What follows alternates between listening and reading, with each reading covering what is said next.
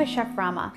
For today's video, I'm going to teach you how to make cream cheese stuffed pancakes. So for you cream cheese lovers out there, you're going to make this delicious strawberry cream cheese stuffed pancakes.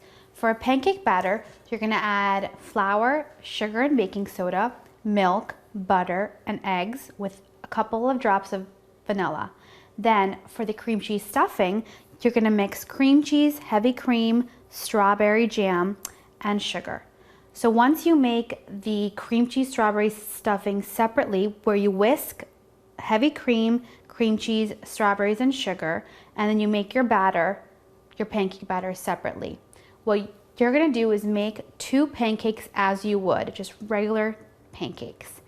And you're gonna sandwich in between this berry cream cheese mixture. You're gonna put both of them together, and then you're going to dust it with some confectionery sugar or have it with maple syrup and butter.